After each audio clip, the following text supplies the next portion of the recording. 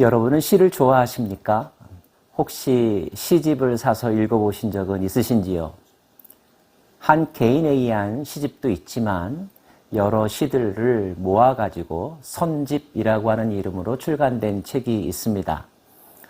오늘부터 우리는 시편을 묵상하려고 하는데요. 시편은 유명한 구약의 시들을 모아놓은 책, 시선집이라고 이해하시면 됩니다.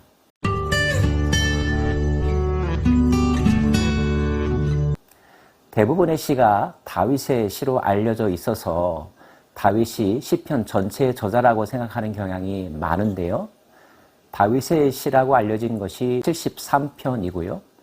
작자를 알 수 없는 시도 50여 편 됩니다.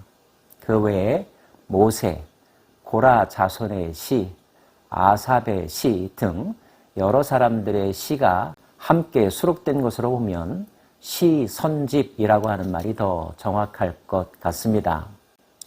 시편은 모두 5권으로 분류되어 있습니다. 모세오경 5권의 토라를 생각나게 합니다.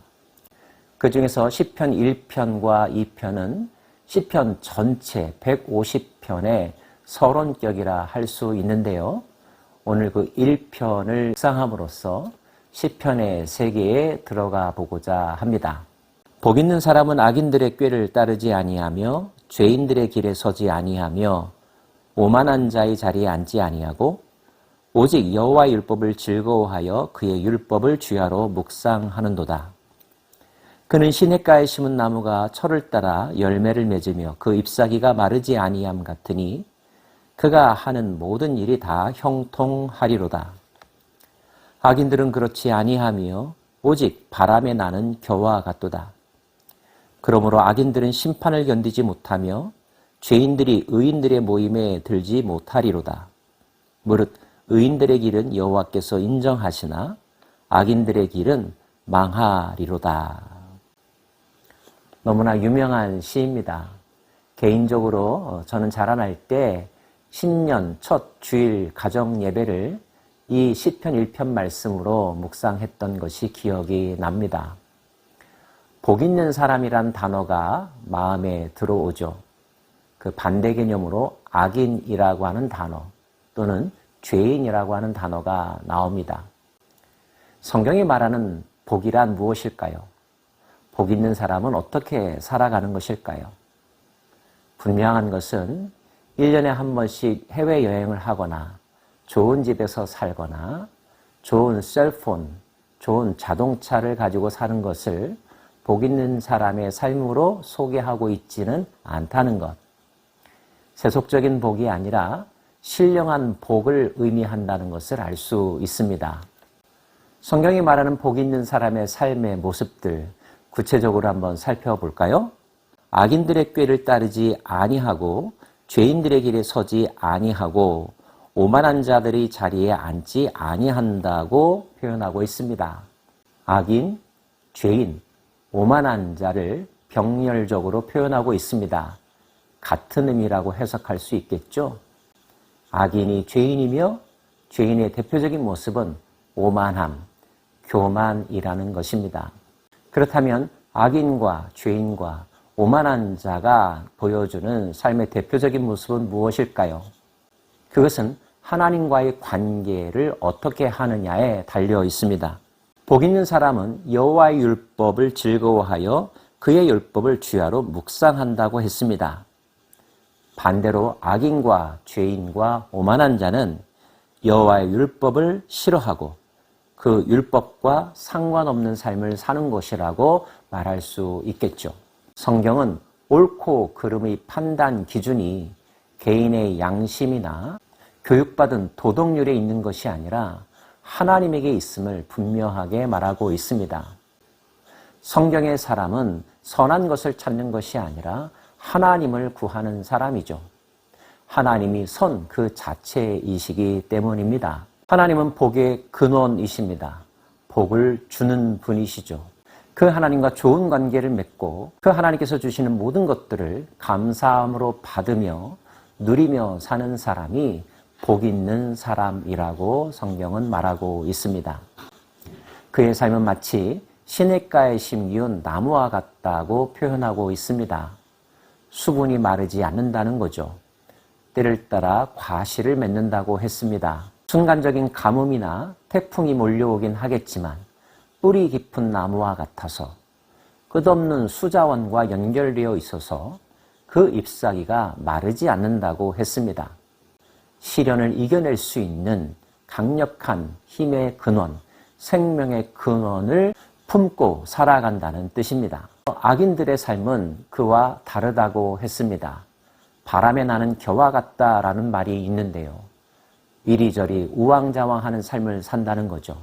뿌리가 없다는 말입니다. 정해놓은 방향성도 없고 그 방향성대로의 삶을 살아갈 의지도 없다는 것입니다. 그저 바람 부는 대로 감정 따라서 오늘은 이것이 옳다 여기고 거기에 집중하고 내일은 저것이 옳다 여기고 그것에 매여 사는 삶. 그러다 보니 풍성한 열매, 의미 있는 열매, 영양가 있는 열매를 맺을 수가 없습니다. 기껏해야 자신의 만족과 유익을 위한 삶, 그것이 전부겠죠. 그마저도 진실로 유익한가 따져본다면 그렇지 않다고 판명이 날 뿐입니다. 오히려 먹으면 먹을수록 해가 되는 음식물을 먹는 것과 마찬가지의 삶을 산다는 것입니다. 결국 어느 날 뜻밖의 상황이 발생하게 되고 의학적으로 가망 없다는 사형 선고를 받는 인생과 같게 됩니다. 그런 순간이 닥치면 악인들은, 죄인들은, 오만한 자의 삶을 산 사람들은 그 상황을 견뎌내질 못합니다. 그러한 현상을 오늘 말씀은 이렇게 표현합니다. 그러므로 악인들은 심판을 견디지 못하며 죄인들이 의인들의 모임에 들지 못하리로다. 감당할 수 없다는 거죠. 그때 와서 후회하며 바른 길을 산 사람들의 모임에 들어가기를 갈망하지만 아무 효력도 없다는 것. 무릇 의인들의 길은 여호와께서 인정하시나 악인들의 길은 망하리로다. 그 마지막은 멸망에 이른다는 것입니다. 반대로 여호와의 율법을 즐거워하며 묵상하며 그 뜻대로 살아가는 자들은 매일매일의 삶이 하나님이 공급하시는 은혜로 충만할 뿐만 아니라 그러한 삶의 궁극적 순간에도 하나님이 주시는 영원한 생명, 참된 기쁨, 세상이 빼앗아갈 수 없는 평안을 누리며 산다는 것. 그러한 삶을 마음에 품고 그러한 삶의 주인공이 되기를 다짐한다는 노래가 시편 1편의 말씀입니다. 여러분은 복 있는 사람입니까? 아니면 악인, 의인, 오만한 자라 불리는 사람입니까? 진실로 복 있는 사람이기를 원하신다면 복의 근원을 찾아가십시오.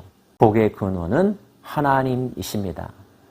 하나님에게 깊이 뿌리를 내리고 사는 인생이 복 있는 인생이라는 것 마음속에 품으면서 매일매일 시편을 통하여 주시는 말씀, 그 말씀에 은혜에 충만하시기를 빕니다. 하나님, 우리에게 시편의 세계를 열어주심을 감사드립니다. 성령께서 조명하여 주시고 가르쳐 주셔서 그 깊은 의미를 깨달아 알게 하여 주시고 그 속에서 누리는 기쁨과 평강이 충만한 하루하루 되게 하여 주옵소서. 예수님 이름으로 기도합니다. 아멘.